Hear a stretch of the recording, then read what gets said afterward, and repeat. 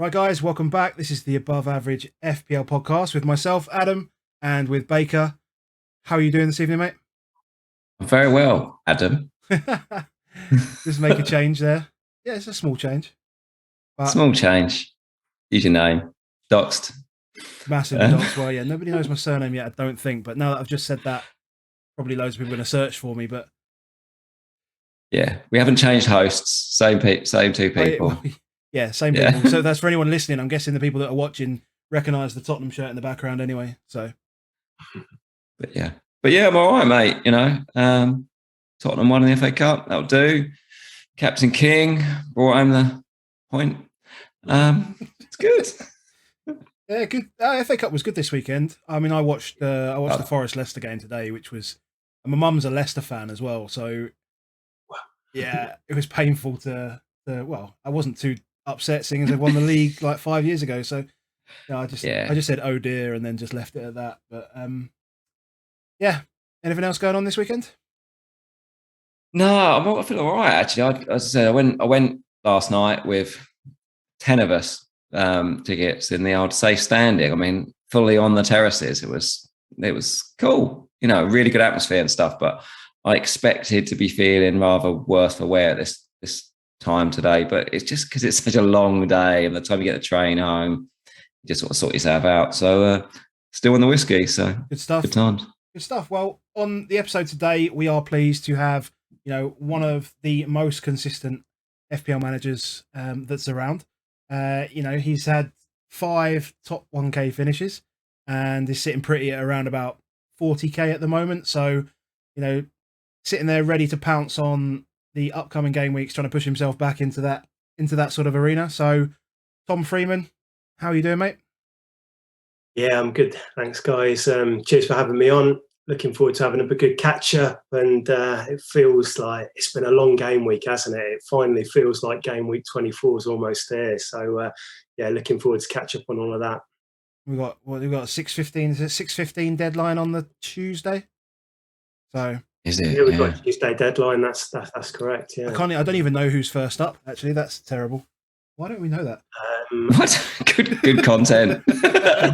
No, we've got Man United are playing on Tuesday, aren't they? And I think West Ham are up as well. And there's West Ham Watford first game, isn't it? Yeah, and Newcastle Everton, I think. Yeah, you've nailed all 3 there. Yeah, Newcastle Everton, West Ham Watford, and then Burnley versus United. This is how you get 5 top 1k finishes. You actually know when the fixtures lands. I think I'm actually working that night for Scout, so I did have a little look a couple of days ago.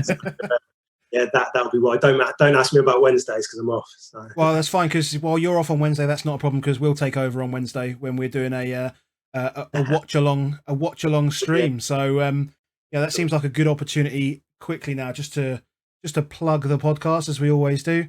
So if you want to get an audio version of the podcast, we are on Spotify, Apple, Google, wherever you get your podcasts from. We're also on YouTube. So make sure you hit that subscribe button when you do, and you can get all of our video content from there.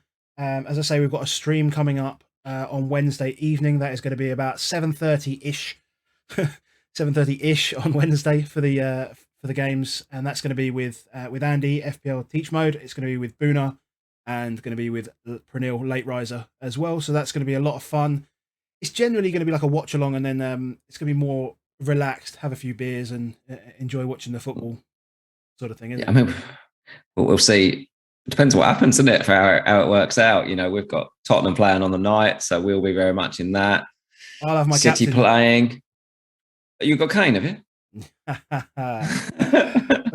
I might have my captain in that game, in that one there as well, but not in the City game. But I expect yours will be in the City game, won't it? Almost certainly. Yeah. So the podcast, as always, is supported by Crypto Block Dan on Twitter. Dan is a friend of ours, and he has supported the podcast this year. We're very thankful for him for that. If you want to know anything about NFTs and the crypto world, head over to his Twitter, drop him a DM, follow him. He's just founded a new company. I think he's just looking after a new company now. So go check him out and see what's going on in that world. He lives a mad world, mate. He was basically playing a game a few years ago, and the game, he really enjoyed it, and then it died out. So he just bought the game. As you do. As you do, just bought a game. So, and then now he's trying to put it back to life, another guy. So it's a mad world, mate. I don't, way above me.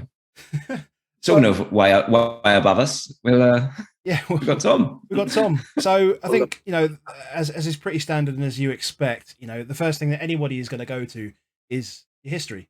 It's a pretty formidable history, and I think one that many people would just like to have one of those finishes, let alone all of them, basically. I mean, even many would even take 2015-16, to be quite honest.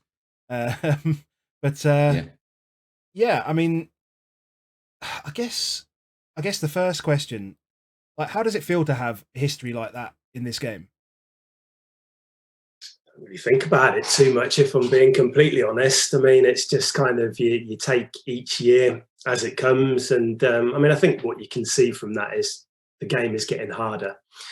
It's getting more difficult, and the more people are playing, and you can see that from that. But I don't really think about it too much. I mean, there's kind of Twitter lists that go up, and they list your managers who've had top 200s or top 100s or top 1000s, and I always think it would be good to be the first one to get 6 top 1Ks as far as I'm aware. But that's getting harder as well, and you're going to need to pull out a pretty incredible season nowadays to hit that one. But we'll see. You never know. What's the goal at the moment, mate? So 39k. Yeah. I had a pretty good start this year, and then I fell a little bit. It kind of coincided with a lot of the COVID cancellations and that kicking in, and I don't know if I reacted to that quite as well as I could have, maybe. But anyway, I had a bit of a drop. I've managed to kind of pull myself back up there with mainly down to that Bruno captaincy in the last double game week. And I know a lot of people were a bit unlucky with that and were on the wrong side of it, but it worked for me, and that kind of catapulted me back up a little bit. I don't know, in terms of a target, I mean, let's just see. I mean, it would be great to get another top 10k, but no, it's difficult. So we'll see what happens. We'll talk about it later, but I've just got the 1 free hit left. So it feels like the next few game weeks are going to be really key, and that will kind of determine how I kind of approach the tail end of the season. So, and have you found, you say that obviously it's got harder as the years have gone by. I mean, the biggest thing I think that me sort of stepping into this world only a couple of years ago from a sort of a very much a casual player, and then being sort of immersed into the understanding of actually how the game works, because there's knowing how football works to an extent, and then there's enjoying football and loving football, and then there's also how to play the game, because there's a how to play the game element of this as well, which the players with like rank histories like yours obviously got there to that stage of understanding how the game was supposed to be played a lot earlier than many other people. So I mean, how have you managed to, what do you think the key is to be able to adapt to more people, as you say, having this information available to them? Well, I started off, I actually had played the Telegraph game prior to ever playing FPL. I'd only played it for like a season. There was a lot of similarities between that game and FPL, but it's not quite as hands-on. I think if I remember rightly, you had 20 transfers across a season, and you could use those as and when you wanted. You could literally attack the first month and use all of your 20 transfers up and then not have anything left for the remainder of the season, or you could do it a bit more strategically and think about things. But the game wasn't quite hands-on enough for me. I wanted a bit more control. And we're still limited in FPL now, how much, it's essentially 1 transfer a week for a lot of the time that you get, but it's more hands-on. So I made that kind of jump from the Telegraph game into FPL. And I think that enabled me to start off quite strongly, because I was already quite familiar with the point scoring systems and that kind of thing. I got introduced to Fantasy Football Scout quite early, and there were people like Mark and Granville doing the scout casts and things like that. And that gave you a real kind of helping hand back in the day. There was a guy called Chris Glover who did some great stats stuff back then, and he had a little blog called PL Fantasy, I think it was. So there's things like that when maybe gave me a bit of an advantage over the others. And that's, I guess, why, I kind of started pretty strongly with it. And managed to carry that on. I mean, in terms of adapting, I don't think I've changed that much, to be honest. I'm kind of learning now still as I go along. Still learning about stats and stuff like that, and how to use them and how to use them better, and trying to learn new things from like FPL review and prediction models and stuff like that, and algorithms, and just trying to take different elements from different bits to just try and keep on getting better, really, I suppose.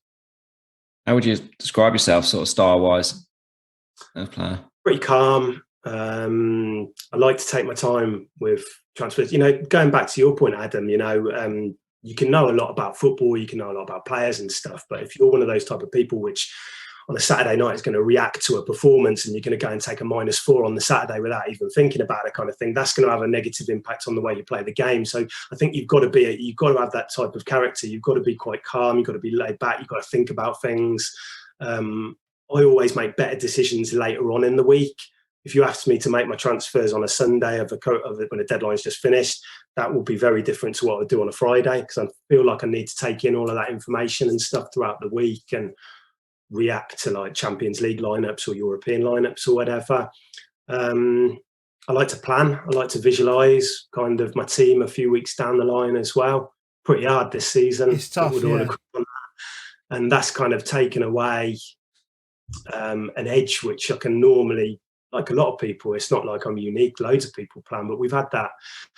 It's been much harder, hasn't it, really, the past couple of years now. And it feels like now with COVID cases dropping, we might be able to get a bit of that back over the next few weeks and try and get that bit of advantage going, I guess. So, yeah, generally just pretty calm, pretty methodical, I think. And that's always served me well. It's interesting what you said about, you know, making transfers on a Saturday or a Sunday because of what's just happened. I mean, admittedly, I've done that this season, but yeah, at the same time, I knew that Trent, because I didn't have Trent, I knew that Trent was hitting me effectively for like 10 points a week, and so I made a -4 on a Saturday night after he just slammed Arsenal to pieces, and I was like, screw this, I need to get him now, because.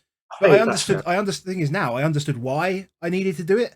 Like 5 years ago, I'd have just done it because I'd have been angry about not having him, and like I need to get him. But now I understood like the mechanics of why, and I think that's it is a big difference for sure. No, cool. Completely agree with that. Yeah. So, but everybody needs Trent. So if you haven't got him, go and get. Yeah, I've got him. I've got him now. It's fine. Everything's fine. You mentioned about like learning stats and things like that. So what sort of sources do you use? Do you consume much? I'm assuming from Scout and your work there that you their stuff a lot. Yeah, obviously spend most of the week in the members area at Scout, to be honest. It's kind of key to everything we do there. So on like a Monday when we're compiling all the Scout notes and things like that, it's the first port of call. If you're handed 3 or 4 matches to go and do write-ups on, and you go straight dip into the members area, and you're looking for that kind of light bulb moment when something, or kind of a little bit something stands out, whether that's a stat or it's a position of a player or a set piece or something like that. So all of that, I used a lot of expected data now. I used to kind of focus maybe on other stats more.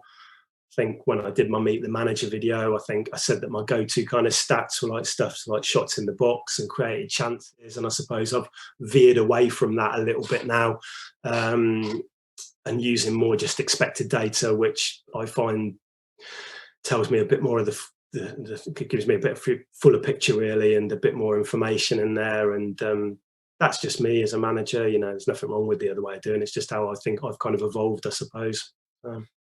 Do you ever feel like because you are doing your Scout cast, you're doing your notes and you're doing those things, have you found it since like doing more content creation, do you feel like it locks you in on certain things? Do you feel like when you actually, because you don't make your transfers till the end, but you are talking about it all week, like, yeah, you go through so many, like, and that's why the transfers would be so different, because you come out of it, you cover a game or whatever, and you're like, right, I need this player, but that's when you need to take a step back, sleep on it, just kind of think, what's the right thing for my team? I mean, it's hard covering the game sometimes for Scout, because you're doing it and you've kind of got your team and you've got that to one side, but you've got to keep it with a very neutral head when you're kind of reporting on it and stuff. But no, it's all good. But yeah, that's why I give myself time. I mean, I'll very rarely make early transfers. It's normally a Friday after we've taken in all the press conferences, and then feel like I'm in a position to make a move. Although it's been a bit later this year given the COVID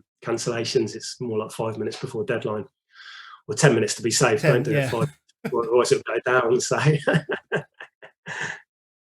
right. Well, we haven't really got games to talk about, have we? But no, what I was going to do is just going to quickly run through game week 23. Let's get it out there, just because I enjoy looking at mine more than anything. But we'll start with Tom's team. So for game week 23, do you want to just talk through the team for those listening on audio? Yeah. So got Sanchez in goal, got 4 points. Back three of Alexander-Arnold, Rudiger. We've actually worked out quite well this week. So I think a lot of people owned Alonso was benched, wasn't he? So having that clean sheet actually really helped me this week in what is a difficult week. And then Cancelo. Midfield, we've got Bowen, Fernandes, Jota and Rafinha. Didn't get much at all there, apart from the assist. And then front three. God, that's depressing, isn't it? So Calvert-Lewin, King captain, and then Dennis as well, who I bought in with a free transfer, and is kind of an immediate problem really, but I think it was worth rolling the dice with that. So as it was for a free transfer. And then not that it's important, but the bench, Guatia, Douglas Luiz, Soufal, who came off early at Old Trafford and got the clean sheet, and then Livramento as well. So I think a lot of people went with that. I think a lot of people went with Dennis as well because it was basically just ownership driven as well. I mean, it really was. I mean, I can talk for myself there, I guess, in just protecting whatever move I was making. I just thought, out of anything, he was going to kill me the most. So bringing him in was a sensible move. But yeah, I sold Antonio, and I wanted to raise a bit of money just because we weren't sure at the time when we would want to be bringing Salah back. So that got me a little bit more money in the bank. So I don't blame, I'd still do the same thing again if I was in that position, but it just didn't work out very well, did it? No, it did not. Very similar reasons. Well, very similar reasons for me, as I did the same of Antonio to Dennis, because I wanted to give a little bit more money. I've been sitting with Son on my bench for, weeks now. And that meant I had the money to make it very easy for me to go Son to Bruno or Son to Salah, whatever I wanted to do in that sense. So I was quite happy to free a bit of money up. But yeah, you just sit there looking at it and go, just badness. It is. I mean, I don't even know if I want one Watford striker, let alone two. No. I know I've got a double, but I've got both on the bench this week at the moment. I think ideally I would. I'm not quite in that luxurious position. But, talk about that a bit later, I guess. Yeah, I probably got that way up with that one because it's basically play Dawson or play King. Probably would be me in that sense, and I think I'm going to back the clean sheet. But yeah, they could hurt me. 31 points. Just Ramsdale with his 8 points for one save. Incredible. The rest of it is just a nothing. Absolute nothing. So yeah, 31 points. Moving on. Move on. Cool. Well, I'll be short and sweet. I think we showed these teams last week anyway, so everyone knows kind of what's there. But Tom, you might not have seen this team. You may have done. So yeah, I've got Dennis, Antonio, and Calvert-Lewin up top. So I think we're all sitting with that kind of front three, or double Watford or something like that. Some combination, 3 out of those 4 right now. But obviously, in my shining light in the middle there with being De Bruyne, and I had Laporte as well, which was nice. And it's funny actually because I was on the Laporte. You can see obviously he's my highest scorer. I've actually had a defender be my highest scorer for 8 times this year. See this season so far, 8 times. I think that's a lot. That's quite high considering how perma captain Salah has been. I think it's quite high, and a lot of that, to be fair, is actually because Trent's been outscoring Salah quite a bit. So, but yeah, I had 47 minus 4. Thanks to Ben Foster's clean sheet. Really good. Got me like 10k places. Sounds like a great week, but there's not really much movement. I guess it's just because everyone was just a bit. I know, but that's such a good finish to it. When you haven't not even owning King, who's 110% owned, whatever it is, and you make a profit out of it, like that's just, it's not what you expect to happen. Is so. Yeah, rub your hands and move on. Excellent. So we're going to talk about where are we? Right, we're going to talk about the upcoming fixtures. Obviously, we've had the FA Cup this weekend, so we Yep. want to just talk through the fixtures and explain what some of the permutations are with the fixtures that we have now confirmed as well. So, and then we'll go into a bit of like game week 24 captain choices. We'll look at game week 25 and how that will impact the players you're looking at towards game week 26 as well. Sort of got some tables to show as well for those watching, but we'll try and talk through most of them where we can. So looking at fixtures. So again, if you don't follow Ben Krellin, then you probably might as well stop listening because you're not serious enough about FPL. So so yeah, I got Ben's tweet up here. So we know there's 3 games now. So we know we've got Aston Villa, Arsenal, we've got Leicester, Brentford following their defeat today, and we have Wolves versus Leeds. And then a few permutations on the rest of them. So for Tottenham West Ham to be played, you'd need Middlesbrough to beat Tottenham and Southampton to beat West Ham. Well, one or the other, isn't it? One of them. Sorry, both of them have. Yeah, both yeah, have to happen yeah. for that game to be played. Yeah. I'm not sure whether there's a situation. I haven't got this deep yet. Whether there's a situation where a Tottenham or West Ham game could be rearranged. Although I don't think West Ham have got any. West Ham got none in hand. I don't think there's a situation where a Tottenham game can be rearranged with somebody else who. Brighton, maybe Brighton. But yeah. So then the other one's Norwich Chelsea. That's quite unlikely to happen. Not there. happening. With Chelsea versus Luton in the next round, City versus Brighton. That should be not happening. Nope. Everton to play Boreham Wood. That's not happening. So you can almost write that off now. Crystal Palace to beat Stoke. That probably is not happening. The only other one that really could happen is Burnley versus Southampton, I think, because I'm pretty sure that Liverpool will beat Norwich. Although Klopp does like to rotate in the FA Cup where he can, and he's got a busy schedule. But the rotation is, Diaz, Firmino, Minamino. They're not like bad players, are they? Tsimikas was good yesterday. Harvey Elliott was good today as well. Harvey Elliott. Yeah. Yeah, they're not bad players. Yeah. Kanate comes in at centre back. Oh, no. Milner, yeah. They've got enough for Norwich. And Norwich have got enough other things to think about. It wouldn't surprise me if even Norwich rested players. So it looks like those 3, and if there's a 4th, it could be Burnley, Southampton. Yeah.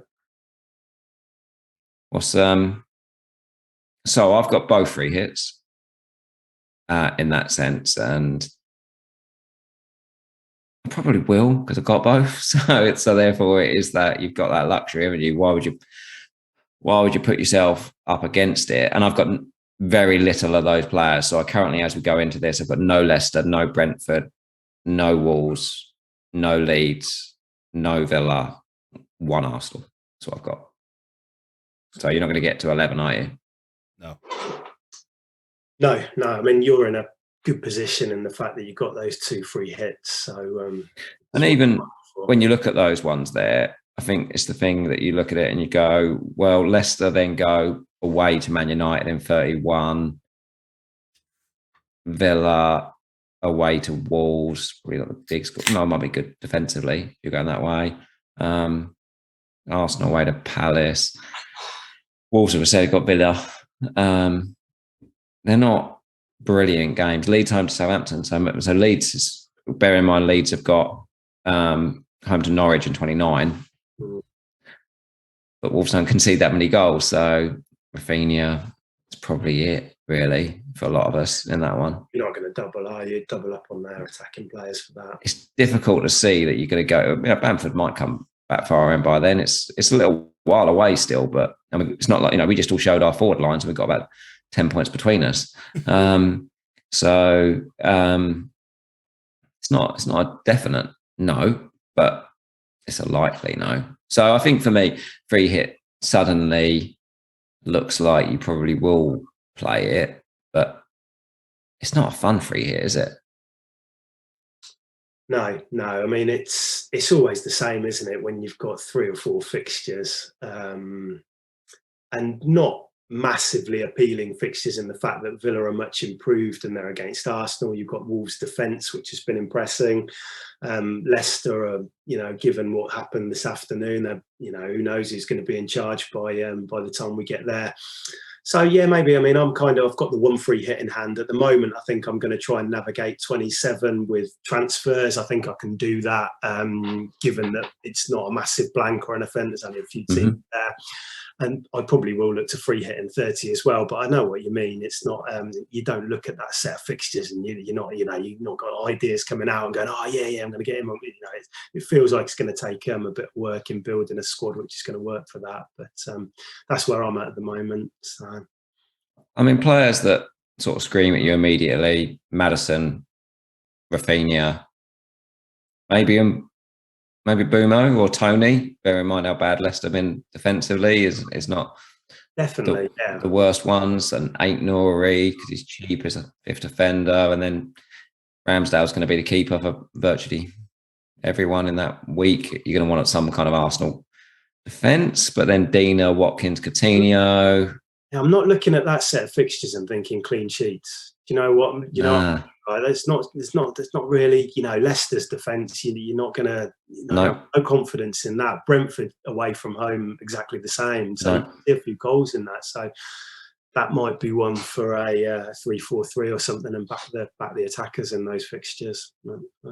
But it's how many of them would you want? Because those midfielders are all mid-priced options, aren't they? So you're not going to have 4, I suspect, to choose from. That's one of those ones where actually you're more likely to almost have the defensive assets in your team, and that puts me towards more of a free hit where I think myself, I could have 4 of those options if I went that way. So I could have a midfield of, say, Maddison, Coutinho, Rafinha, even a Buendia or a Saka, Martinelli. Yeah, probably so. And then up front, whichever one of the Leicester forwards is playing at the time, a Tony, a Watkins. Yeah. It's all right. It's not the worst team. If it gets you out of the hole and it enables you to field 11, you're gonna get points via that anyway, just from simply getting appearance points, aren't you? So, but yeah, there's still so many kind of ifs and buts, isn't there, involved in all of it. We're looking at this, and there's so many different scenarios, and I'm still taking this all in, as I'm sure you boys are as well, and kind of haven't had a proper sit down with it all yet. But my initial thought is to free hit in that week. But let's see. I don't think I can get away from. I think I'm going to have to free hit in 30 because I think I can get a team that I'm happy with up to 31. As in, I can have a team I'm happy with in 29 and 31. But if I free hit in 27, I'm going to basically be left with 1-2 players maybe in 30, and I just feel that's just such. I'm just giving up 25 points on the field on anybody who free hits minimum, really. And I just think that's not. I think I'm likely to have less pain taking on game week 27 with a couple of doublers potentially, even if one of those doublers is Josh Brownhill. I mean, Does that count? I take it on, but I think we were in this situation last year. Was it game week 29? I think, when we had the really reduced game week, and people were going through these same thoughts now. Do you free hit? Don't you? And I think I tried to go without the free hit. I think it was Brighton at home to Newcastle, wasn't it? And we were all the free hitters were clinging on. They had all tripled up on Brighton's defence, and it came through for it. And so, they're not the most attractive of game weeks, are they? These limited ones, but that doesn't. If you pick them carefully and you get a bit lucky in certain places, you can still have some huge swings in terms of. So, if Villa doubled in 27, though, Tom, and you're a Villa fan. How many Villa players would you have in that for that double? Well, at the moment, I've got Douglas Luiz again, a bit like Brownhill. Does that count? He's going to play, and you never know. He might get an assist from a set piece or something. But yeah, I mean, if they were going to double, it feels like now it feels like with Villa, you've got to commit to it now, though, because you want to take advantage of these fixtures leading up to it as well. If you're just going to bring them in on game week 27, then it feels like you're missing out on the Leeds and the Watfords and the Newcastle. These are the fixtures you want them in. And this is why you need to have a bit of a sit down and properly look at the likelihood of that happening. I mean, Villa are playing in game week 30 as well. So if you decided to not go down the free hit route, then this is the time to bring in the Villa players now. So, yeah, I mean, I'd definitely be looking at Luca Dean and probably Watkins as well. But, I agree on that early. I think it is that. I think there is a part of me that says that, I almost felt like last week was almost missing out against, Everton, who were in a pretty bad shape. Was almost like go then and get it done, and some did, and being 12 points, what a difference that makes to a bad week, this week, yeah. So no, I completely agree. Yeah, and we're coming in we've had some tough fixtures. I think we're going to talk about Villa later, but we've had some tough fixtures. So now feels like now the fixtures are easing. I think we'll see a little bit more momentum, attacking play from us, and I think we're a good team to invest in. But it's very difficult now because people have got the double game week teams announced, and that's naturally where we look, isn't it? So it does feel like Villa have been shifted to one side a little bit, despite those really good fixtures. I feel that way. I feel I'm just completely distracted by doubles just continuously, really. Yeah. So getting an extra fixture in is so important, but then it does make you neglect certain teams, doesn't it, who you want to kind of be focusing on. So at the moment, we're all thinking probably in game week 30. Yeah, I think so. Yeah, I feel that feels like the best option for me. Yeah. But so next, no wild card. So onto game week 24, I guess. I suppose we should start looking at what's going on now. Yeah, I think this is the widest thing, I think, for captaincy. And I think there's some really interesting elements to it, because I think you've got some people which probably are the best captain options, and then you've got others where, so Liverpool defence will be over 100% owned in this game week. So if you don't captain Trent, you're going to want Leicester to score. City defence will be well over 100% owned. So if you don't captain Cancelo, you're going to want Brentford to score. unless you've got Laporte. Unless you double up. Yeah. But that's what I'm saying. If you've got to have at least two. You're going to have, they're going to be over 100. So you even then, though, like, if you don't captain him, I don't think you're getting a huge amount out of a double, really. You're going to do okay. There's a few that might go Cancelo, to be fair, as well. I think a lot could still go that way. So, yeah, and Bowen will be over 100% owned. Absolutely convinced of that. He's about 98% owned or over 90% owned in virtually every tier you look at. So I suspect he's over that with the early game, first game of the rank. So, yeah, I mean, but I'll say, and I'd say it's before this weekend, I was just absolutely adamant if I had the choice of the game, De Bruyne would be the captain for me. I think if I had the choice of the game, having been last night, I'd go on Kane. If I could have the choice, if I was free hitting and could have anyone, just because of security of minutes and just the sheer shot volume of numbers that he's continually hitting at the moment, and just Tottenham in general are, you talk about expected numbers earlier, but Tottenham are considerably now the most attacking team in the league. It's not, can't move away from it. Volumes, expected, whichever way you want to look at it, 14 expected goals in the last 6 games. There's only Arsenal anywhere near them, really. Even City are 2 goals off them, unexpected. And it's all going via Kane. That's what you saw last night, those 10 shots versus Leicester. I'm like, I'd just be really, really comfortable on Kane as captain. Can't go there. I've got Ronaldo and I just can't take him out before. No. I mean, what's happening right now is that Salah has just put another 120 minutes into his legs. Yeah. But you know what? I just checked just before we came on this, and we're still 0-0, isn't it? Yeah, I've got the alerts up. We're in the second half, and it's still 0-0. Right. Yeah, and Mane's putting another 120 minutes into his legs. 4 in a row. Well, I think Luis Diaz will probably I think those minutes will just they might just roll. He got a bit of a him. knock, Diaz. Yeah. So contact injury, he was fine. yeah, Klopp said you never know, might blow up in the morning. Yeah, of course he did.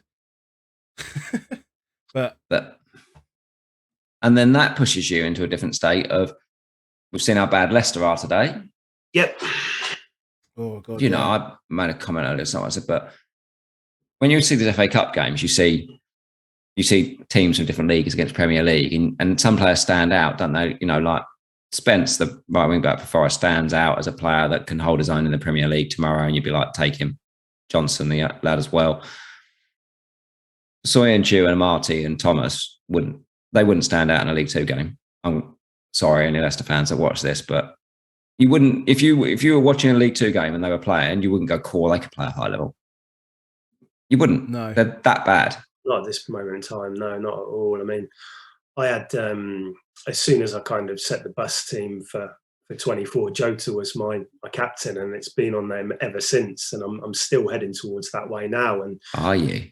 I suppose just seeing that today has kind of maybe reinforced that a little bit. I mean, I'm still very much looking at all of my options. I think, like you, I think if I had Kane, that would be where I'd probably go with the captaincy. I mean, what do you think about Son? I mean, I know he's coming back. I've got Son, haven't I? Yeah, so is that in your kind of thoughts, or captain? Yeah, I don't fancy the defensive options. I must be honest. Leicester, because I just think they score in almost every game they play. They tend to find a way of scoring, so it puts me off Trent, despite the fact that I just think he's got so many avenues in this game. I mean, Adam's had what did you get? 36 points captaining Cancelo in the season. So I can't blame you if you did something like that again, because it's done well for you. But for me, I think Walker plays, and then I think when he's at left back, I don't ever get as excited about him as an attacking option in that sense. I don't know what you guys think, but as well, the fact that I know City had this FA Cup game yesterday, but they didn't play the first two. The Diaz wasn't playing, was he? Wasn't playing, and coming off the back of a winter break where they haven't played for 2 weeks or whatever, or over that, and it just makes me think with that defensive unit. I've always got loads of confidence in City defence, but when they're playing 3 days game, they're all tuned in, and I just wonder, coming off the back of this break a little bit, you know, when you're captaining defenders, all it takes is just like one moment of you know, Brentford breaking through with Tony or Mbeumo on the counter or something, and then you lose that clean sheet. And that is so key to a captaincy for a defender working, isn't it? You need those clean sheet points, because then they're not going to rack up multiple attacking returns from it. So, yeah, I was a little bit hesitant on that. Going to start him, of course. Captaincy, I don't know. Yeah, I wasn't kind of. I haven't really looked at him, to be honest. That's Bowen. Everyone's got Bowen. Anyone thinking that way? Not me. I mean, I didn't captain Bowen in the double game week. I went Antonio a few weeks back, and that kind of hurt a little bit with that. And Bowen, he deserves. He probably, you know, he's taken up this kind of role where he feels like he's up alongside Antonio. Antonio seems to be shifting to that side a little bit to accommodate him, and they're playing like a front two at times. Really, you know, he's often more advanced as well, isn't he, Bowen? But still, no, I don't know why. Just something I haven't really. I mean, I've got the voice on him now, but. I don't think I'd captain him for this one. But. I mean, 120 minutes yesterday, so and you know, it wasn't an easy run for those guys. Obviously, playing down in a non-league ground, the grass was tough for them to play on. Not these lovely carpets that these professionals get that they can glide across. And Hodgson's he's an astute manager, right? He's going to come in. He's the first thing any manager does when they come into a new side is they sort out the defence, they lock it all down. And as bad as Watford are, I think the one thing Hodgson can do is he can get them playing even. Well, the thing Ranieri was doing is we were talking about Watford as like a kind of a fun team. You know, they concede goals, but they'd score goals. There's none of that from Hodgson. He's just going to get them drilled in to be more organised, and I think that could cause West Ham a problem. And so I'd just be concerned as well with a fit and raring Antonio. Hopefully fit and raring Antonio. Not apparently that fit. Apparently he's bad. Not come back. Yeah. Jamaica 3 times. I forget that. Then. Yeah, played for Jamaica 3 times. Moyes said we'll have to see what he looks like when he gets back Monday. Like, that was part of my reasons for selling him, because I knew that wasn't going to be a winter break for him. And look, he can still come in, he can still do damage against them, but it was just he looked tired or a little bit leggy before he even left, didn't he? And Moy, I think you're flagging it up there, but Moyes was he didn't sound happy in his pre-match press conference talking about it. He said it was not ideal at all when he arrived back, wasn't it? So more the fact that he's not been able to pick up another striker, and West Ham are playing more games this season than they ever have had before. So it's just difficult. Yeah. For those watching on the screen, what you can see, by the way, is I took some data from FPL Review, and they have expected minutes and expected points on there. So they're expecting Salah to play 60 minutes, and even with 60 minutes, they're predicting that that's enough for 6.2 points in it. But it's quite tight, that, like 6.3 at Kane is the top, and we're 3, 6, 9, 10, 11 down at Jota at 5.3. Like, they're all good options this week. Not going to play again after tonight, surely, is he? If he's You'd think not. It's gone to penalties, by the way. We'll keep people updated. Is that every knockout round game, or at least? Yeah, exactly. So, and even if he is, we won't know, because they're the Thursday game, and that's probably the only one thing when I'm looking in then at Jota, because the positive. So we mentioned Leicester. I give some stats on them, not just expected stats, but their last 6 games have conceded 104 shots, 71 in the box, 35 from set plays. Just thinking Trent. 35 chances. So they're conceding on average 6 chances from set plays per game. Forest just blatantly played at that today. All season where they had problems against us from set plays, and it just seems Rodgers just can't seem to kind of rectify it. So it's just terrific. 25 big chances in those 6 games. That's more than City, Tottenham, Chelsea, and Arsenal combined in 6 games. Like that, they just can't. So you think, who's the big chance monster? It's Jota.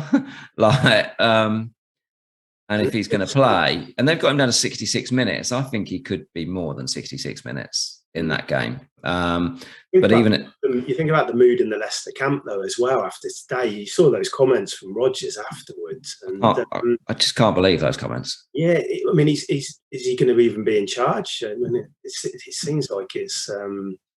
It seems like it's coming into an end, that, doesn't it? So, great time to play them. They might react, but it doesn't feel that way for anyone not seeing him. He said a lot of players have to improve they are worthy of being here. Some players may have achieved everything they can here. It's something we have to look at. So he's going to make changes, you'd think, but then it's who's he got? He took off Tielemans today, didn't he? So it sounds like he's talking about him as maybe one of the. I mean, I think he had a poor game up until that, but it just like, who do you change? Because bring back Albrighton, get him in. Perez, Jose Perez, get him in. Those are his. Will come in, won't he? But I mean, the defence, it feels like they've tried a lot of different combinations, and there's real problems there, isn't there? So that was what immediately made me think Jota, and if he can get 75 minutes in that game, that could be enough. They are, in terms of expected, they're the 6th best attack, Leicester. Liverpool the 3rd best attack, but they're just comfortably the worst defender. 38 minutes per XG conceded. So that basically says they're gonna concede at least 2, probably 3, because they're playing Liverpool, who only vice versa. They're like next year half. It looks like 2-1's probably the best they can hope for from this game, but it wouldn't surprise you if it was a 4-1 more. So. Yeah. I mean, they did surprise Liverpool last time, didn't they? But I think that was again a game where Liverpool had chances in that, and had that Salah penalty gone in, it might have been a completely different story. So I'm not really looking back on that game and thinking that, but there's always the opportunity that they could surprise. But this does, like you say, feel like a game where Liverpool are going to hit probably 3 goals in, for me anyway. So I'll be surprised if they didn't. So on that, then let's try and lock something in. If the deadline was in 10 minutes' time, and who would your captain be, Baker? I've got to edit this silence out. Yeah, you're gonna have to edit the silence out because it is there. I'm between at the moment Son, Jota, and Bowen. I'm kind of might lean towards Son. Actually, I just know how I've just seen how poor actually Livramento can be in terms of exposing that side down the left. And I feel like we will get joy down that side, and that's where all of XG come from. I think KWP does a good job playing when he plays over that left side, tucking in, and I think it pushes everyone that side. And I just feel like it will funnel towards him. Got the 4 goals. I know it was away from home last season, but he enjoyed it, and it just felt like didn't really get the stats for it, but was in the right positions there. We'll want to listen to see some comments from Conte on that one though, because he did only play 70 minutes, first game back. Do we get any sign that he's a bit sore? It's the minutes worry a little bit for me on Son. Bowen, I just feel like solid, but I feel like I can take a chance on it because what's he going to be? 120 owned, and I've got him. Like it's not going to really. Well, I'm not. He is playing Watford, so he could hurt. But didn't hurt too much if you own him. Yeah, a little bit in that sense. So I feel like Jota is the fun bit. The thing with Jota that puts me off is just bonus. He's actually very, very consistent. If you look at his returns since game week 10, he's between 5 and 8 points most game. He doesn't get a lot of double pointers. What's the season in bonus? You can count it 2 points, can't you? Easily. I think it's only like 2. I think the last time I did a write up on it was 2 points. I don't think 2 points, still 2 points, mate. Yeah, yes. So that he needs that second attacking return, doesn't he? So but if you're ever going to get it, it's got to happen sometime, hasn't it? That he gets the second one.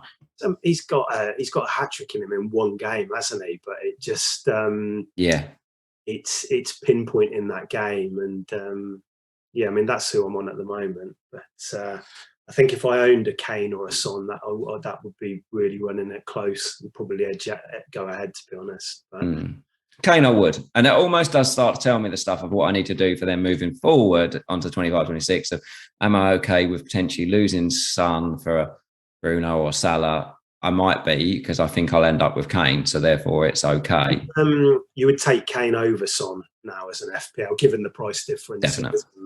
You'd feel more confident. Yeah, because I can, if Calvert-Lewin is out this week, I can do it in one move. I'm rolling in it. I've got so much money. I can do a Calvert-Lewin to Kane move in one. But then I'm thinking long term, do I want a premium forward? And I've kind of edged away from that a little bit. But maybe given the way Kane is playing, it might be time to reassess that maybe. And given the double and fixture at Leeds to follow, maybe I could do that. But that would require Calvert-Lewin being out. And I don't think it sounds that serious. So again, we need an update. You do. Adam, any swing off KDB from this chat, or is it just bang? Not really. Although, you know, my talk about Bruno in 25 will come to fruition, I guess, in the next 10 minutes or so. But what Tom's saying, I could probably get to Kane. But if I get to Kane, then I sacrifice KDB in 25. I mean, I could do that in theory, actually. I could do a Calvert-Lewin to Kane and then a KDB to Bruno and then a Bruno to Salah and then just start flip-flopping around there and having fun there in that space. I hadn't even looked at that as an option, to be fair, because I wasn't considering Kane, because I wasn't considering premium forwards, full stop. You know, there's the problem with, there's obviously that recency bias and being a Tottenham fan bias and like all sorts of just like, oh my God, it's Harry Kane bias. And that might cause me a problem. You know, I have to make that decision in a few days' time. We've got good fixtures coming up, and we've got a double. It's City, but we've got a double. That's the game. Excluding that, though, that, there's nothing in this table that says to me that I would go away from KDB. I still think he's got enough about him in 77 minutes expected to blow 6 points out the water. He's just an unbelievable player. Brentford are rubbish, so and you've got you know massive gains on it like last time, and I'd be all in on it again. You've seen it. There's a bit of the absence a little bit, isn't there? A little bit, but he got 2 assists yesterday, didn't he? That's all he needs in any game, and he's top bonus. You know, at least in it. So that's the 11 pointer. So Okay. His baselines have been so strong. That's another one of the reasons it kind of puts me a little bit off on the Cancelo one at the moment. Is I just see those midfielders scoring enough that I see Foden starting, I see De Bruyne starting. They've both got good baselines. I'm like, they're going to hog that. Well, Foden's quite high on that, isn't he? We haven't really touched him. Again, there's that little, he should start, shouldn't he? But there's always that nagging little doubt that I think Mahrez starts this next one on the right. I think Mahrez starts this one. I think Sterling, whilst he was away at AFCON, I don't think he got hauled off early at Southampton, didn't he, after 59 minutes? Struggling a bit. I think Mahrez comes back in. I just think he's slightly higher up the pecking order than maybe some people think with Mahrez. And that's why he's so interesting, because his returns are ridiculous when he's on the pitch. So I think he'll get that right side one. So what we say, like Foden left, Grealish through the middle again, maybe. But there's always that doubt with Sterling, and there's options there, isn't there? So Jesus didn't play today, and he's a doubt, isn't he, as well? Yeah, Bernardo was rested, so he'll come back in. Yeah. Gundogan played, didn't he? So Gundogan played, so he'll probably drop out. Doesn't feel first choice at all at the moment, does he? No. So, yeah. Ooh, it's going to be a fun one, I reckon. It's a good week for captaincy. There's a lot of options. It is a good one. Had everybody said Salah was back, it would have just been him, wouldn't it? So it's quite nice that we've got this now, and we can extend it a little bit longer, where at least it's good. You can have these conversations and bring up players which we wouldn't normally be talking about. So, yeah. And we can do some planning for future weeks. Yeah, and this is when we rise up the rankings and we all get top 10k, yeah? Times. I don't think that's ever happened to me, but yeah. Where are we going? Game week 25, I guess. I suppose we don't want to spend as much time on these ones, because we're going to cover these, we're going to speak again of them. Yeah. Things are going to change. So, but just a brief look at like 25 and, some of the options that we have, because it is a double. We need to be mindful of that. And then, quick look at 26 by position, because obviously it's a big double. That was information that we didn't have when we podded last week with Andy and Keshav. So, it's good to have just a quick look at that. And we've got some tables as well that just basically highlight the guys from 25. If they're in the table for 26, they'll be highlighted with their points from 25 as well. So, Salah's going to be, for example. So, and this is FPL review again. So most people know it, but it's a very good algorithm. It's quite minutes based, so therefore you do see reflections on it. Yeah, I find it I find it very interesting. It's very, very big on Ronaldo compared to Bruno in 25. So predicts 11.9 points for Ronaldo versus 8.5 for Bruno. I feel like 8.5 for Bruno in a double just sounds very low to me. He's looking better, isn't he? And even on Friday against Borough, it was key to a lot of the good things they did, wasn't it? And I know they lost, but it was probably one of the better United performances I've seen from them in quite a while, funnily enough. They still look good going forward. And yes, it was Middlesbrough, but Bruno's just becoming more involved, isn't he? The system that they're playing at the moment seems to suit him more. Yep. And again, a bit like, it goes back to the bonus kind of thing, get him an assist and he'll be up there for bonus, won't he? So, exactly how involved he is. So, I'm on Bruno now, and or I've got him now, and he'll be my captain, I think. So we've got three different things here. I've got Ronaldo, no Bruno. Okay. You've got Bruno, no Ronaldo. Yeah. Adam, you've got neither. Exactly. And I think anybody who's got no Ronaldo, are you guys comfortable now you're going to go without Ronaldo? I'm just interested about this because I haven't looked at this data. Well, obviously I'll put it on the screen, but what do they have for expected minutes for Ronaldo to validate this points? It's an interesting one because the number of days in between each game is pretty short for a 37-year-old. As good and as fit as Ronaldo is. Yeah. If he plays Burnley, if he plays midweek and he plays 90 in that, given that he's just played 120 against Borough. Yeah. Oh, did he play 120 in the end? I suppose, of course he did, because he took a penalty at the end. Yeah. Played 120? Yeah. So if he plays the full night in midweek and you're going to captain him, yeah, you're going to do it, but you've got to be prepared that he might be starting on the bench in one of those games, I think. So I just think, for me, Bruno's just a much better captain option than him. I'm in that awkward position where I've got Ronaldo, but I feel very uncomfortable about not owning Bruno. But I think if I own Bruno, I'd feel okay about not owning Ronaldo. And I don't know whether that I should look at. I don't know if that's me looking at the negative, so maybe I should look at the positive in that not a lot of people are going to get to Ronaldo, and maybe I've got that chance that, is that you can make it's still a very good big games. They've got for the next 5 game weeks, they've got him at an average of 79 minutes, which is interesting because they've got Salah at 78 minutes because it's 60-minute type things. But 79 compared to, say, Kane at 81 doesn't feel like what it actually is, for him. It doesn't feel like he is as much as that. Well, Sam, I've got to be honest. I think Cavani, is he due back soon? Yeah. If they've got that option and he's fit and he's ready to start one of the games, I'd be surprised if maybe Ronaldo does start both, but you wouldn't think he's going to be lasting that kind of 80, 90 minutes in one of those games. I'm trying to think which one. I'm trying to get into manager's head and trying to think which game would you play him for. Would the Brighton setup or South? You probably want him playing in the Southampton game, don't you? Yeah. That's probably the one that you would prefer Ronaldo to get the 90 in. So the Burnley game will be key in midweek. So if we had to bring one of the two in, if we had nothing, then I think most of us would go Bruno in that sense. Yeah, I'd agree.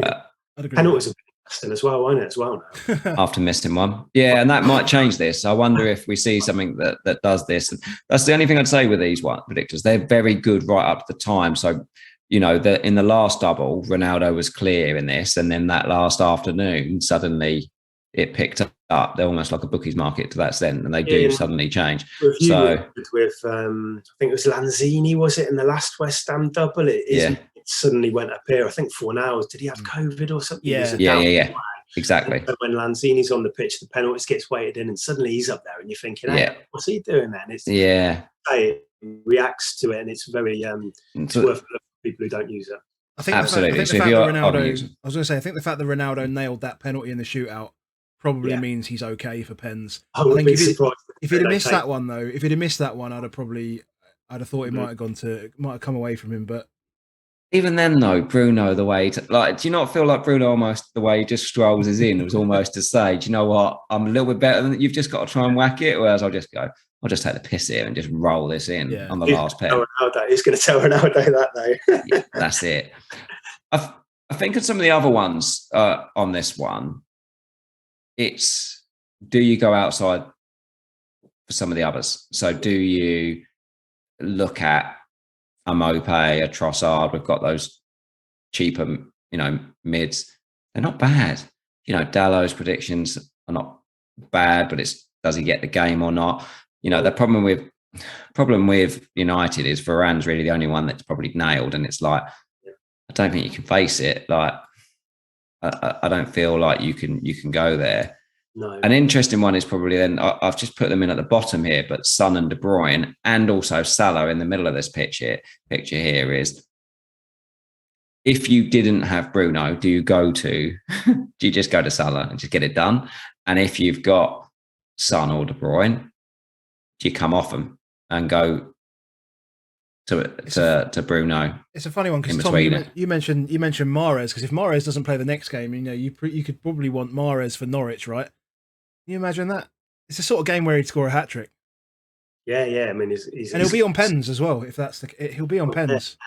Can you imagine that? What is he like 1% owned? So we're captaining Mahrez in the double game week for Man United. It's brilliant, isn't it?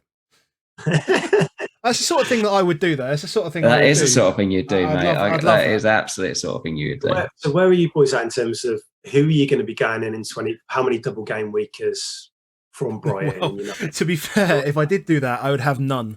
I'd have nobody. I have no United and I have no Brighton, so I have nothing. It would be horrible. I've got De Gea and Ronaldo at the moment.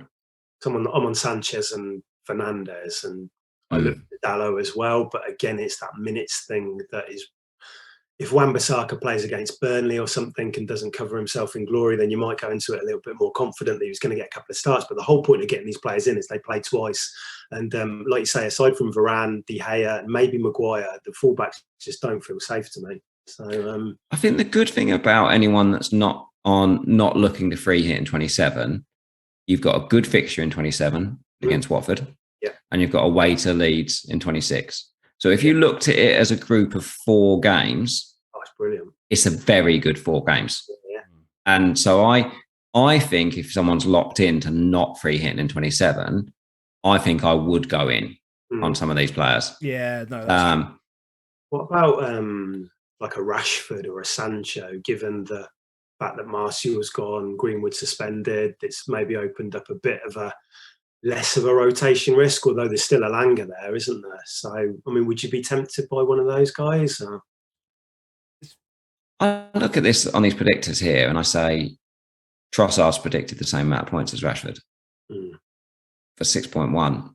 I'd almost be tempted to punt that way and think, because I could, and if I needed to, go Trossard to a Martinelli or a Saka, onwards. Brighton as well, haven't they? A bit like United, they've got good surrounding fixtures. They're good surrounding fixtures. Yeah, that's one. The first one is actually, if you look at Brighton, 26, 27, 28, you could play them through in this one. Cucurella and Dunk, you can play them through in this one. If you look at them as a group of games, they're all right. The Tottenham double could go in 29. So if Tottenham do get through, can't fit in 30, expectation is that Tottenham Brighton could go into 29. So I definitely wouldn't be against any of these ones, especially if I wasn't free hitting in 27. I probably am free hitting, so I'm looking at it and thinking, do I really need to or not? Yeah, I think that's fair. I suppose the only thing with the Brighton players is we saw in the last double game week, didn't we, when Maupay and Trossard were benched, weren't they? So yeah, that is the issue with Potter, is he can rotate it. Welbeck's back, Lamptey as well, for people who went into the last one. I mean, that was always a bit of a risk, but I don't think we saw the first. Alzate's getting minutes reasonably. It's really, and that's why Cucurella is appealing, because he seems to be one of the few nailed options there. But then Trossard is probably as nailed. Rashford, there is still question marks over his game time as well, I suppose. But I do think he will start the next one, and his performance will dictate whether he stays in the team, I suppose.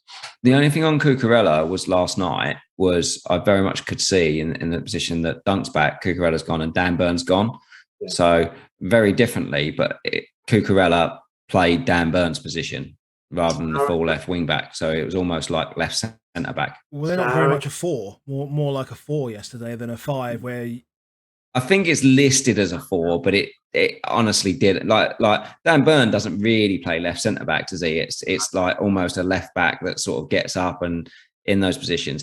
It's just all of his crosses were from much narrower positions than what you'd normally see him. He didn't really get to the byline. That was when I was up at Villa Park in Gerrard's first game, and we were watching it, and it was Lamptey and Cucurella were at the wing backs, and it was incredible how high, and they were just they hugged the touchline.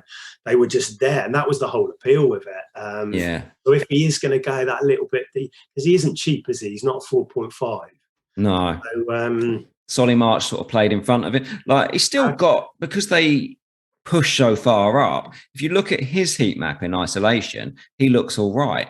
It's then that if you just look at Solly March's, you're going, oh, he's playing just in front of him. And basically Solly March is never coming back from the halfway line. He's just sitting there and sitting in front of him. You're like, that might be something that happens. So we'll get this midweek, won't we, to be able to see if that changes and that happens again. But if he does, I just think Dunk at 4.8 is the easy way in that is going to play as a captain. Yeah. Bit of golf. Bit of golf. Yeah. If Duffy's not playing, Dan Burn's not there. Yeah. They actually only had, him and Webster to aim at. But that I still think Dunk is an option. Yeah. Your analysis of yesterday, given how much you had to drink, is quite impressive. Yeah, mate, I went out at 2:00. That was pretty good. I'll say that I was on that side. So my vision for about 15 foot in front. Maybe that's why I want to captain Son, because he was kind of like, for one of the halves he was there, and then Cucurella was on the other side. Just imagine you there like, I must remember this for tomorrow when we pod. Horrendous. Yeah. Embarrassing. So 25, maybe attack it. Maybe not as much as we did in our wildcard drafts. Maybe not. So this was prior to you getting the 26 news, was it? When we went three Brighton, 3 United. Yeah, straight in at it. That's making me not want to attack 25 quite so much, because we've got those doubles in 26. I mean, we've all got to have a route back to Salah, haven't we? Whenever we choose to do that. Yeah. And it feels like our transfers are going to be based around that, because everybody wants them in 26. So that's kind of like the first piece of the puzzle, and then you fit the rest of it in around about that. So that's vital. We've all got him. You have to have him in 26. It's not negotiable. That is a non-negotiable point. You have to have Salah. Whether you captain him or not, that's a different question. Whether you triple captain him, that's a different one. But you have to have him. 18.5 is a prediction for Salah, as you can see it on the 25 options. So are we going to have a look at little 26 bits as well? Yeah, I mean, what did you want to touch on? Did you want to quick look at? Should we just go to midfielders and strikers, because that's where the fun is? If we just look at defenders, actually, skip the keepers, but just in the defenders. The only thing I was going to say, just on the defenders side of it, skip the keepers. I'm going to skip the keepers altogether to the point where I'm actually going to get rid of them. Yeah, get them gone and put those up. Is what's quite interesting is things like if you wanted to go the other cheap route, so Aït-Nouri or Taylor, someone like that, like they're only predicted in a double game week to get 4 points. Like they're predicted to get less, than some single game weekers, or Cancelo's at 4.4 at home to Tottenham, who have got the highest XG. I might mention that Tottenham got the highest XG in the league, but he's still predicted to get more points than Charlie Taylor in a double. I don't know that there's defenders that you necessarily want to go in on unless it's Arsenal. And this is the interesting one, I think, in general for this free hit. If everyone isn't going to free hit in 27 because they're now having a free hit in 30, you look at those predicted ones. 3 of those top 5 are Arsenal, and the other 2 are the best 2 wing fullbacks in the world. So they're big numbers. They're big numbers in that space, and and then in midfield, it's very, very similar. So it does lead to me that there's a big advantage if you can potentially go on Arsenal and then get across to free hit, and then you might luck out and get a double in 28. And we might get that news beforehand. So that could change everyone's plans, isn't it? If suddenly they announce that Arsenal have got a double in 28 before the 26 deadline, we all need to be flexible, because you're going to want them. Yeah.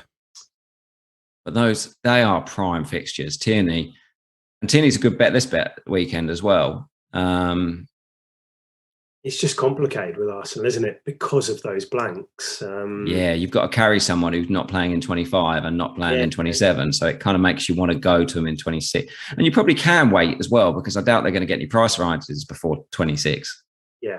When not playing. So, but I feel like those 2 fixtures against Brentford and Wolves, because they've been pretty good at home this year for clean sheets, Arsenal. I think they've got 5 in their last 6 or something like that. They've been reliable. So I'm looking at it with my team. I might not have any Arsenal defence, and it feels like Ramsdale is going to be so highly. I might look to try and get him in, because he's easier to bench in 27, a goalkeeper, isn't it? I think that, I said earlier to Adam, I think the defence is going to be over 150% owned in 26, because just Tierney, Gabriel, White's still got about 10% ownership. Tierney's got quite good ownership. I notice it when Ramsdale, it's almost like the little bonus he somehow manages to jam is anything that gets you anything on top, really. But they're going to be well owned, and you then start to plan you're going without them. And then if you move on to the midfielders, it's the same deal. the same deal. Is they're all basically predicted to get between about 7 and 8 points. So at the moment, I think Martinelli and Saka was like 8.4 points. Yeah, predicted. That's big. Mm. You know, if that's effectively, if Arsenal was about 150% owned in defence and about 70% owned in attack between Lacazette, Saka, Martinelli, Smith Rowe, Odegaard, you know, all of them, you could be effectively conceding between 15 and 20 points to Arsenal.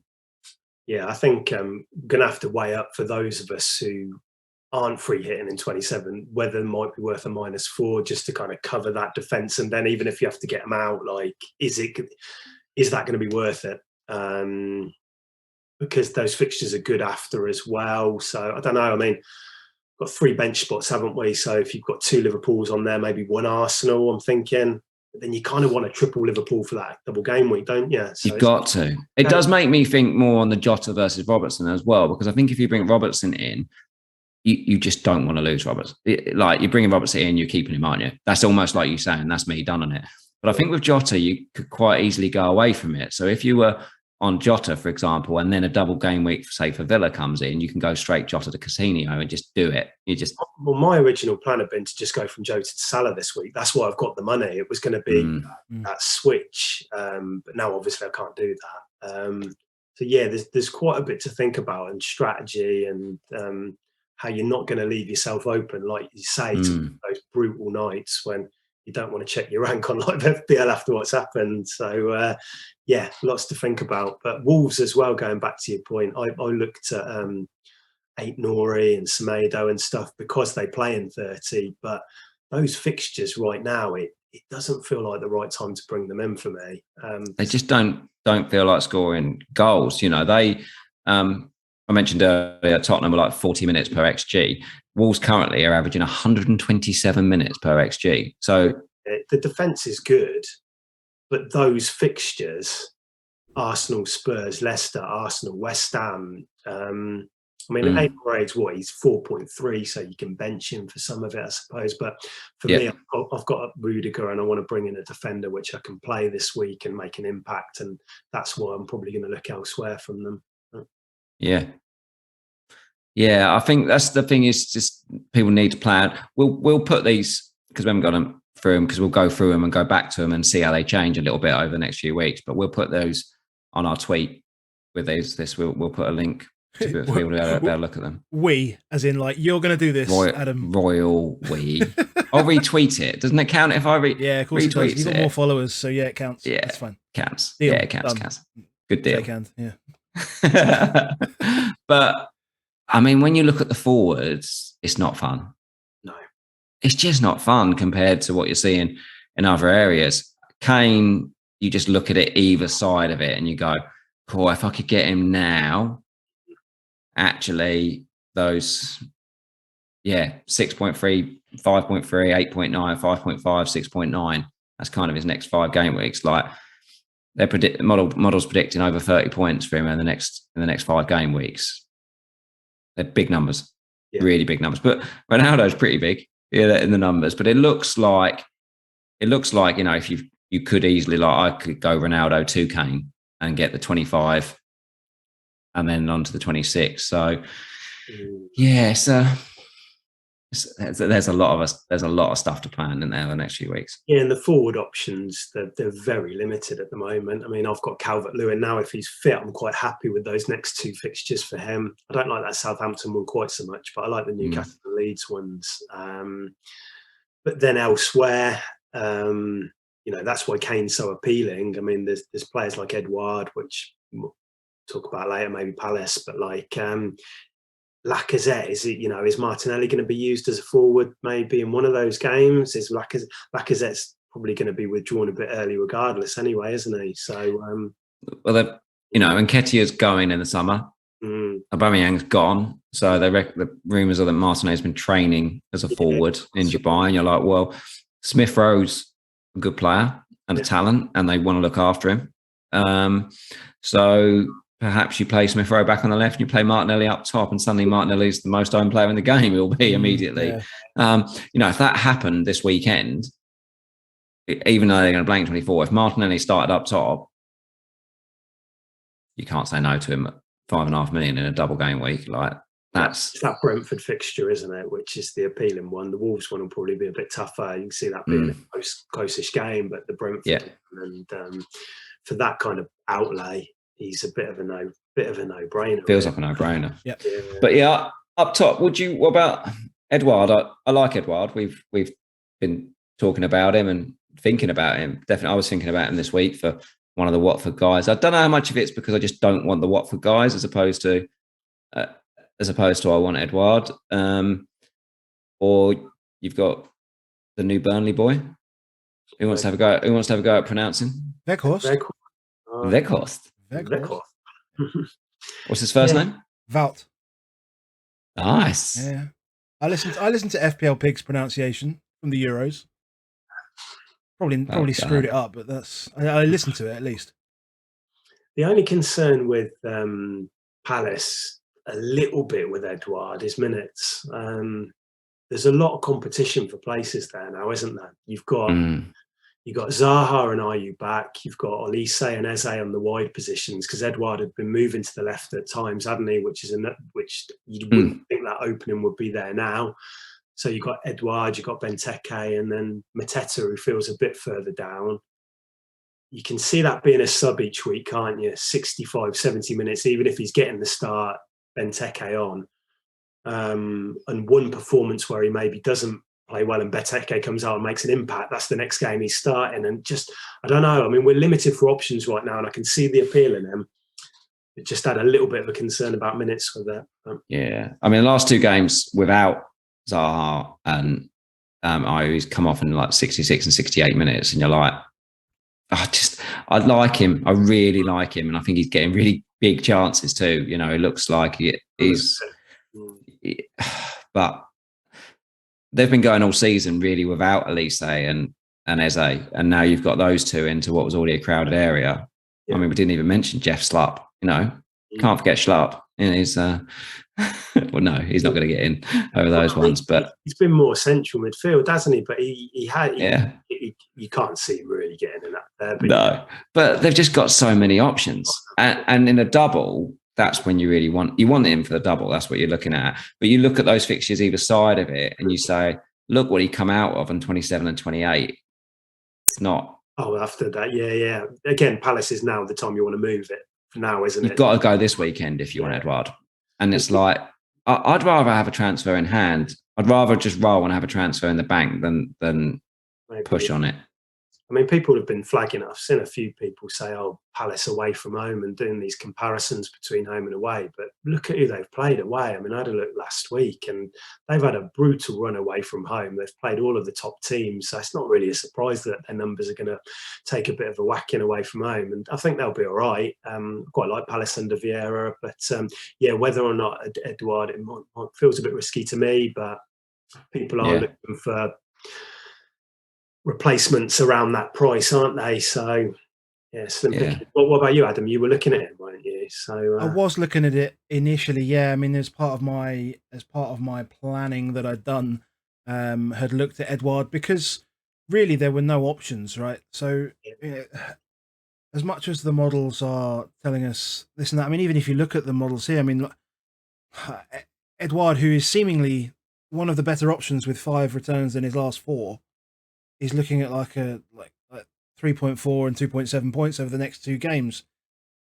It's just there's just not much to be excited about in the forward line, and you know what you said. I mean, I was in agreement with you that Mateta had moved.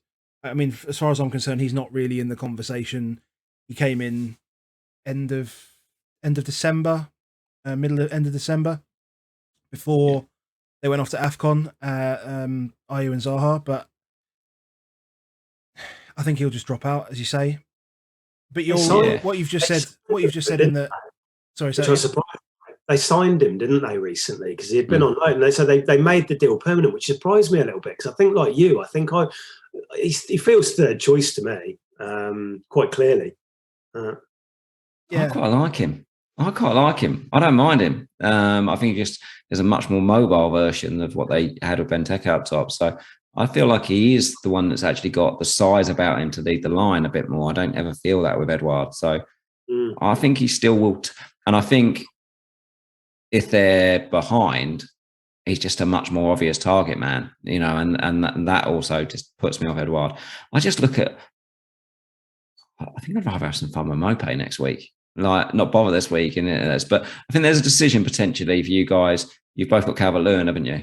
And if there's news that he might not be, then that's probably the one where you've got to try and think about taking a punt on. But that's the performance yesterday didn't really help, I think, Cap, because Everton looked very in this with Richarlison up top and Gordon playing off the flank, and you kind of think if there's a bit of a doubt over Calvert-Lewin, maybe they won't rush him back quite as quickly as maybe the options would be prior to that match. I thought they're going to have to get him back ASAP. Maybe they won't think like that, and if he is out, then it makes sense for me to do the Kane move probably. The good part is that it's the first game of the game week again, so it's 7:45.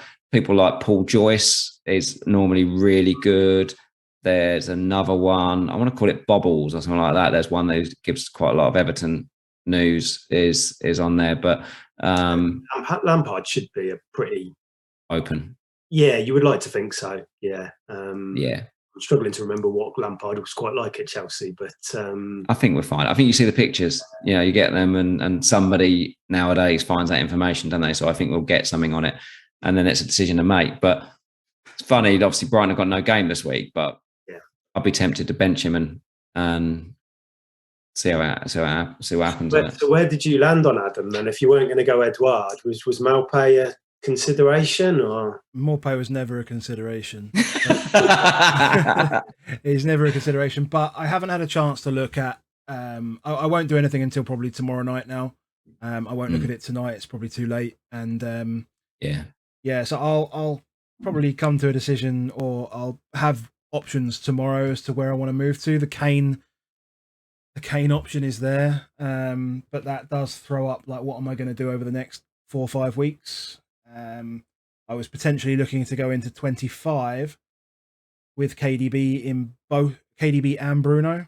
Obviously that wouldn't happen, so like I'd either carry KDB or I'd go Bruno and have Kane. So yeah, everything that I did the other day is completely ripped up, to be honest. So I do need to have a look at it tomorrow evening and see. Yeah, you're not alone, I think. No. A lot of people. Well, it's an ever-changing dynamic as always, and I mean, whether it's fixtures or whether it's players, you know, doing something in particular, or whether it is just like a ridiculous love for the way Harry Kane plays football when he's on it. It's just, yeah, one of those things that I've got to consider tomorrow night. This is the reason, though. You know, it's a very difficult one for, I think, me and Adam, in the fact that, like, you've told me, you've played this game seriously for a long time, like, and we've both played this game for a long time. But you know, I've done stupid things like I didn't bring in Vardy and Mahrez against Leicester because I thought we were going to win the league, and I was like, they're going to fall away, and I can't take it. So tribal stuff's happened. But yeah, same. So you see that one bad rank finish. That was the season that Leicester won the league. It gets to us all, and then it's like we've got a double game. Yeah, you're right. Yeah. We've got a double. Well, it's my worst season as well, Tom. So, you know, we're in good company. I mean, I was 700k during that season, so it was very much. I was a bit mad that season. I think I'd had too much success before. I can remember captaining Walcott in back-to-back game weeks when he was at Arsenal, and just got myself in a right pickle. But we can all learn from that. That's anyway. Fine. We would have never done that because we would have never owned Walcott. Oh yeah, yeah. It makes me laugh. Like, you guys can remember things that you did 5, 6, 7, 8 years ago and stuff. And I'm like, that's bad, isn't it? You've got all those scars and stuff, and those things. And I'm like, I can remember that I didn't bring Salah in for a season because I didn't particularly like Liverpool, you know, and I can remember not going against Vardy and Mahrez and stuff. But genuinely, the good stuff, like, I just can't remember it, and I'm like.